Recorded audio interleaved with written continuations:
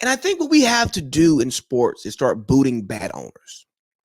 Because if you think about it, owning a sports team, the way it happens runs counter to most businesses and most industries. Usually people work at a company and they work their way up in that company, in that field, and they end up being able to run it because they have a certain level of expertise that allows them to be competent enough, and the board of directors or whoever being confident in them running this organization right. So you take sports. There is not a pipeline for athlete to owner. There's hardly a pipeline for athlete to coach, athlete to executive, if we're being honest. Yes, they are obviously there and it's getting better, but there are a lot of coaches who are not high-end athletes, and that's fine. There's a lot of executives who aren't high-end athletes, and that's fine. But being a great athlete, being a great player does not necessarily set you up to advance within that same field.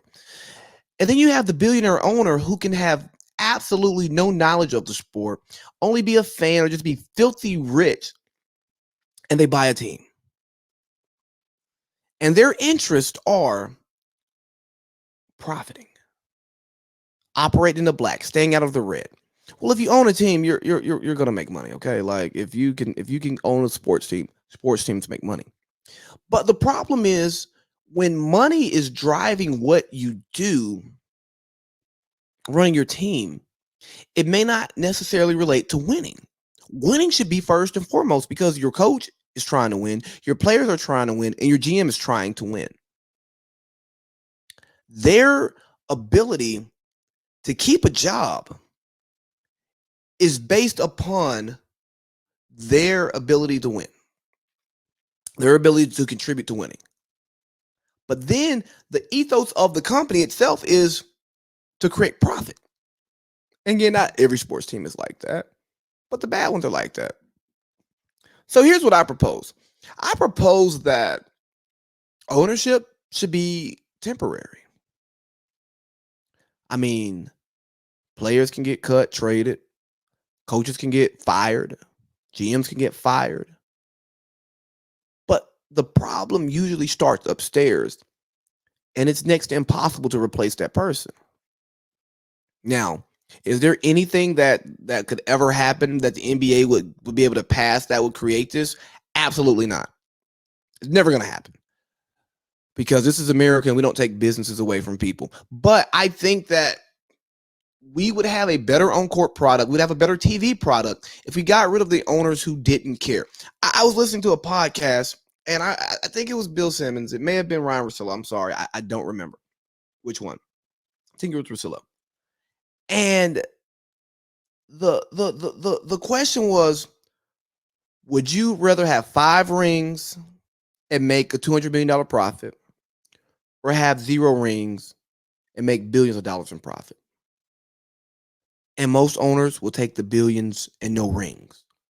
But again, that runs counter to what the team is doing. Like if the ticket sales are good, then the team is good. I was listening to someone talk about when Allen Iverson was in Philadelphia.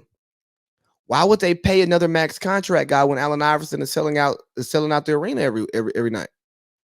So you mean I got to spend 20 more million a year on somebody who's not going to boost my sales? That's bad business.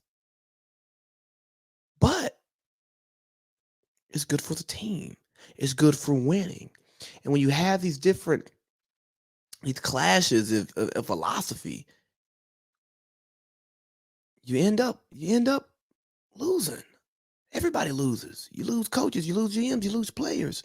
And that's the beautiful thing about what I see the New England Patriots do, man. Like, it's about winning there. It's about winning. And that's been great. If ticket sales are good, the team is good. And the wild thing is, in sports, right, the owners can be businessmen. They can make the best decision for their business. But we get upset when athletes make the best decision for their business. We go, why would you leave this team to go somewhere else and win? Or why would you leave this opportunity here when someone else is offering you more money. It's like, oh no, you should take a team a hometown discount. Why should I take a hometown discount? My owner's not taking a hometown discount. Why should I, the laborer here, have to take a discount for you, the owner? Shannon Sharp says it all the time. It's not my job to worry about your salary cap. That's your job. You got the capologists. You have the people there. It's not my job to do anything for your salary cap. You figure that out yourself. But here's what I'm worth, and here's what I want if you pay me.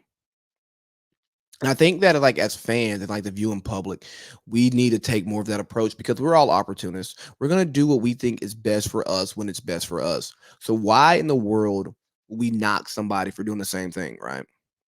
Like why would we say, "Oh my God, I can't believe Kevin Durant left Golden State"? Well, he didn't want to be there anymore. He could go elsewhere, so he left. Or I can't believe Kyrie left Brad Stevens. Oh well, he wanted to leave there, and so he left. Like if somebody owns a team and they get tired of dealing with it, they don't want to do it anymore. Guess what they're gonna do? They're gonna sell their team. Is that a lack of loyalty? Or look what happened to the OKC Thunder, the former Seattle Supersonics. Sold the team, moved the team. Why? Because people do what they want to do, and we should think the same way for our athletes as we do for ourselves. We're gonna make the best decisions. But I'm telling you, the way I'm telling you, put these owners on a 10-year contracts, man. You own the team for 10 years, and let's see what could the standards be, right? There has to be a certain level of competence there, right? A certain level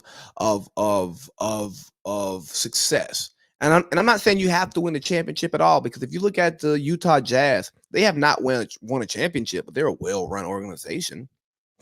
You know, they've been competitive throughout my entire life, whether it was the Stockton Malone era, whether it was the Darren Williams era, into Gordon Hayward, into now Donovan Mitchell. They have been a successful franchise. They just haven't won a ring yet. You look at the Memphis Grizzlies, they're a well-run franchise. They've had their ups and their downs, but they have more ups than downs. Then you take a look at a team like Orlando, and they still sneak in the playoffs every now and then. But is that ownership group doing what they need to be doing to build a winner? Is what's going on in Minnesota really winning type stuff? That's where I'm at with it. We give them 10 years, and I promise you, if they have to deliver, if they have to deliver, you're going to see more owners ensuring that it's just not about selling out seats. You're going to see owners who are trying to win games, making the best decisions for competition, because they know that their ownership slot, the fact that they can walk into a room and say, "Oh yeah, I own the Knicks. Here's you want to pay? Come to my box for a game." For all the other money that they get to make off being an owner, all the relationships that they build by being owners, the fact that there's so few owners of sports teams, and that's just that's the trump card in so many different situations. Maybe they try to own better.